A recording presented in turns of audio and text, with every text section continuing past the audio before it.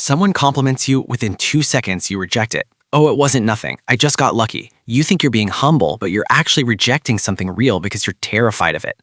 And once you understand why, you'll start noticing it everywhere, in yourself, in people around you, and conversations you've had 100 times without realizing what was actually happening.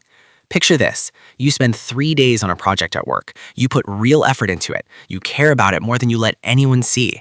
Your manager looks at it and says, "This is genuinely impressive work." And your brain, within literally 2 seconds, starts searching for reasons they're wrong. They're just being nice. They haven't seen the mistakes yet. Wait until they look closer. You smile, say thank you quietly, and walk away feeling uncomfortable, like something dangerous just happened. That discomfort is not random. That's your brain protecting something. You have a story about yourself, not how you look, how you are. Maybe in that story you're average, decent but not exceptional, okay but not remarkable, good enough but never quite enough.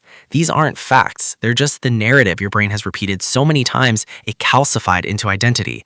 And your brain is obsessed with keeping that identity stable. It will fight for it. It will reject evidence that contradicts it. It will dismiss compliments, minimize achievements, and find reasons why every positive thing said about you is probably wrong. So when someone says you're talented, your brain doesn't update, it protects. Your insecurity just disguised itself as humility. But here's what made this worse, and this part goes back further than you think. Think about your childhood home for a second. Not the big dramatic moments, the small daily ones. Maybe you drew something and showed it to a parent, and instead of pure praise, you got, "It's good, but don't get too proud of yourself." Maybe you did well in school and someone around you said, "Don't show off in front of others." Maybe you were excited about something you made, and an adult, not out of cruelty, just out of habit, said, "It's not that special. Anyone can do that." These moments don't feel traumatic, they feel normal. That's what makes them dangerous, because slowly, invisibly, your brain absorbed a rule. Accepting praise makes you arrogant. Being proud of yourself makes you unlikable. If you celebrate yourself, people will resent you. And that rule didn't stay in childhood, it followed you, into school, into friendships, into your career, into every room where someone tried to say something genuinely kind about you. Now, when someone compliments you, your brain doesn't just experience a mismatch with your self-image, it experiences a moral threat, like accepting the compliment would make you a worse person. So you reject it, you deflect it, you give the credit to luck, to timing, to anyone else in the room. And the most painful irony, the people who struggle most with this are almost never arrogant. They're the most self-aware, careful, emotionally sensitive people in the room. They've just overcorrected so hard that they've destroyed their ability to acknowledge anything real about themselves. Their insecurity dressed up as humility, and everyone around them believed it, including them. But there's something darker still happening, something your brain does that you've probably never named. When someone compliments you, they're not just saying something nice, they're evaluating you, watching you, forming an expectation, and your brain panics. Imagine someone tells you that you're an incredible listener, a real friend, someone people can always count on. Sounds wonderful, right? But your brain immediately spirals. Now, every time I'm distracted in a conversation, they'll notice. Now, if I have a bad day and can't show up, I failed them. Now they expect this version of me forever. So what do? You lower the bar before they can. "Oh, I'm not that great. I have my off days. I'm really not that reliable." Your brain just released the pressure. The expectation dropped. You feel safe again. Except the pressure was never real. You manufactured it. Your brain took a kind observation and turned it into a threat you then had to escape from. And you do this constantly, in relationships, at work, with strangers, with people who love you most. Here's what's actually happening the moment someone says something good about you. Your identity is threatened. "I'm not amazing, I'm average, this doesn't match my story."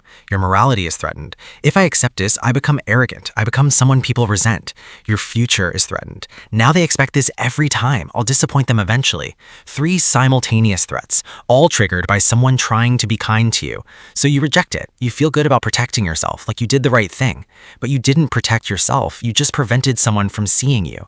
And you've been doing it so long, you don't even notice anymore. Here's the question that should actually make you uncomfortable. What if the compliment was true? Not partially true, not kind of true. Actually, genuinely, accurately true. What if your manager really did see exceptional work? What if your friend really meant it when they said you're someone special? What if people have been seeing something real in you for years and you've been dismissing every single one of them? The moment you fully accept a compliment, you have to admit something terrifying. Maybe you've done wrong about yourself. Maybe the story you build your entire identity around, the "I'm average, I'm not that special, I'm okay but not remarkable" story, is fiction.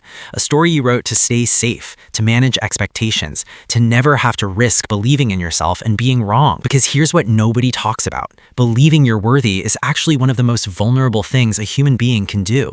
If you believe you're good, really believe it, and then fail, It destroys something deep. But if you never believe it in the first place, failure feels expected, safe, comfortable. So you stay small, deliberately, unconsciously, consistently. You reject compliments not because you're modest, but because staying small feels safer than risking the pain of thinking you're something and being proven wrong. And maybe the hardest part of all this is realizing the people who love you, who see you, who try to tell you something true about yourself, they're not wrong. They're not flattering you. They're not being polite. They're just watching you be you, and they're trying to tell you what they see.